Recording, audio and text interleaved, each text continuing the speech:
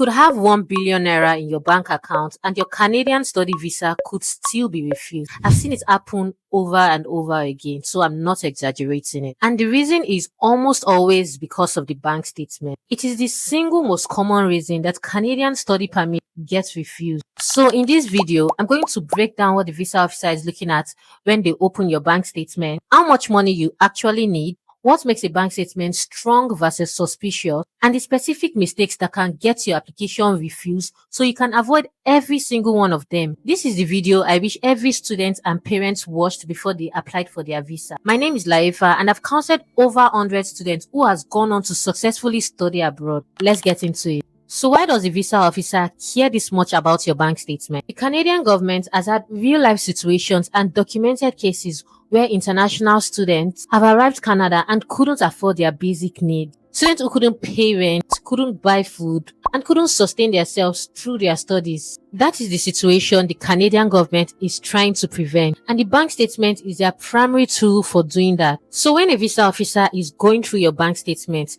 they're not just checking that the number is big enough. They're asking one deeper question throughout the entire review. How did this money get here? This is what they mean when they talk about source of funds. Not just how much you have, but where it came from, how consistently it came in, and whether it can come in frequent enough to ensure that you are financially stable. Okay, now let's talk about numbers, because this is the most common question I always get asked.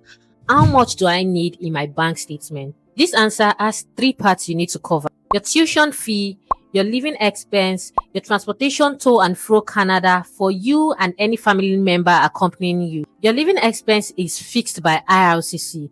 They've set the amount and this is the current amount. For you studying alone and traveling alone, your living expense is 22,895 Canadian dollars per year. If you're bringing family members with you, this amount will increase, and these are the amounts. Make sure you take note of it and always confirm from IRCC's website. These figures are for provinces and territories except Quebec, which has its own requirements. Now, your tuition fee is dependent on your university and course, so it will be different for different people. But this is the formula you need to remember. If your tuition fee is 20,000 Canadian dollars and you've already paid a deposit of 3,000 Canadian dollars, that means your tuition balance is 17,000 Canadian dollars and your living expense is 22,895 Canadian dollars. The total in this case is going to be 39,895 Canadian dollars. That is the minimum closing balance your bank statement needs to show. If your money is in Naira, make sure it's in SS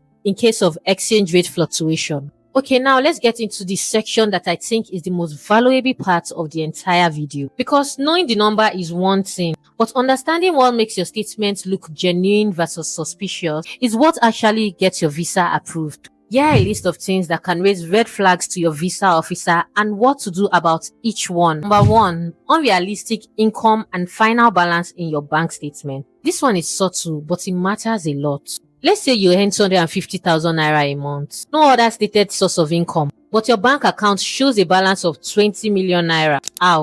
This doesn't add up and the visa officer will notice. It will look like the money was placed in your account for the visa application, not money you actually earned and saved. Remember I told you that the Canadian government wants to be sure that you can take care of yourself when you get to Canada. So they will question this bulk money. Number 2, unexplained lump sum deposits. Now, this ties with number 1. If a large amount suddenly appears in your bank account with no explanation, the visa officer will flag it immediately. Let's say one of your relatives transfers money to you to help, or maybe you sold a property, or you liquidated an investment. All of these things are legitimate, but if the visa officer does not see the explanation, they would assume the worst. Every large or unusual inflow that enters your account needs to be explained in your letter of explanation with supporting documents to back it up. Don't leave anything unexplained and think the officer will not notice. If you want me to do a demo where I show you how to explain,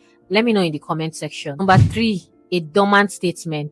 A dormant statement is this: you haven't used your bank statement for a long time, and then when it comes to the visa application, you just dump the money in the bank statement. That is very suspicious. You don't have any regular salary credit, no routine spending, no normal financial activity. You're telling the visa officer that this account was created essentially for the visa purpose. It doesn't reflect real financial life and it will raise questions. Your bank statement should show normal, consistent financial activity for over 4 to 6 months. That is what looks genuine. Number 4, spending the money before your visa is approved. Please hear this clearly. Once your application is submitted, do not spend the funds you have declared in your bank statement, not until your visa has been approved. You can make normal transactions that will not affect the funds needed in that account. But the money that the visa officer requires to see needs to be there. A visa officer can request for an updated bank statement at any point during the review process. If they do and the balance has dropped significantly, it can undermine your entire application. Keep the money where it is until you have your approval in hand. Remember, I said you can make simple transactions that will not affect the required amount. Also, you need to note that exchange rate fluctuation affects the money, so you need to take note of that when spending out of the money. Canadian dollars can be 1.5 before you submit your application, but during the review process, it can increase to over 1.6, so make sure you always have excess in your bank account. Now that you know what to avoid, let's talk about what to actively do to make your bank statement as strong as possible. And I'm going to break this down the same way I always do, based on whether you are self-employed or employed. If you are self-employed, beyond your bank statement, these are the documents you need and the activities you should be doing. First, get your CAC in order. Your business needs to be properly registered. Second, your tax certificate. And let me be honest with you here. If you haven't been paying your taxes, go back and pay them now for at least 3 years. I know that's not what everyone wants to hear, but a missing or inconsistent tax record is a problem. This is one of the first things I tell my self-employed clients to do. Get your annual return letter from CAC for the last 3 years. Now, here is the advice I give every self-employed client I work with, and it genuinely makes a difference. Pay yourself a salary. I know it sounds formal when you're running your own business, especially in Nigeria, but here is why it matters. If all your money is moving through your business account, a visa officer sees business transactions, not personal transactions. A personal salary that hits your account consistently for every month tells a much cleaner story of personal financial stability. Your company account is meant for business transactions. Your personal account should reflect your personal income. Pay yourself, pay your tax, get your annual return letter. That combination significantly improves your chances. Now, if you are employed, your situation is a little more straightforward, but there are still things you need to get right. This is your formal letter confirming your position and your length of service. Now, here is something I encounter consistently. A lot of sponsors have been with their organization for 10, 15, sometimes 20 years, and they genuinely cannot locate their original employment letter. If that's you, don't panic. Get an introduction letter from your employer instead. It serves the same purpose. It confirms who you are, your role, your salary, and your tenure with the organization. Most HR departments can provide this quickly. You also need your pay slip. And here is something you absolutely cannot overlook. The amount on your pay slip must match your bank statement. If your pay slip says 200,000 naira, but your bank statement consistently shows 250,000 coming in, that discrepancy will be questioned. Everything needs to add up. If you receive bonuses, have them stated in your introduction letter or reflected in your pay slip.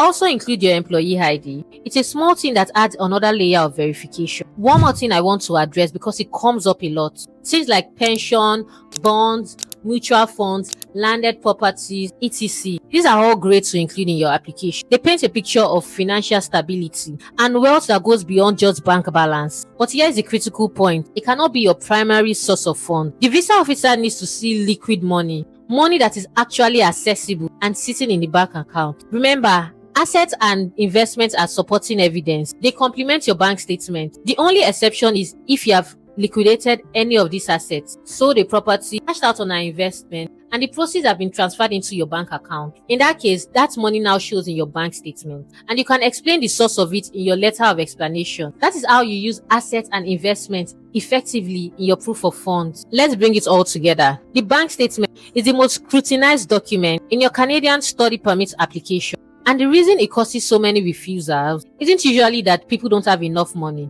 It's that the money they have doesn't tell a convincing story. Here's what a strong bank statement looks like. Consistent, regular activities, a closing balance that covers your remaining tuition and living expense, Income that explains your balance. No sudden large deposits right before your submission. No unexplained lump sum. No dormant accounts that only came to life only during this application. Remember, if you are self-employed, pay yourself a salary, pay your taxes, get your CAC, an annual return letter in order. If you are employed, get your employment or introduction letter. Make sure your pay slips matches your statement. And for everyone, use your letter of explanation. Leave nothing for the officers to wonder about. The students who get approved are the ones whose application tells a clear, honest and consistent story. If this video helps you, please share it with someone who is in the middle of the process right now. Like and drop your question in the comment. I read every single one of it. If you need visa or study application support, you can book a consultation using the link in the description. As always, I'm your favorite study counselor. See you in my next one. Bye.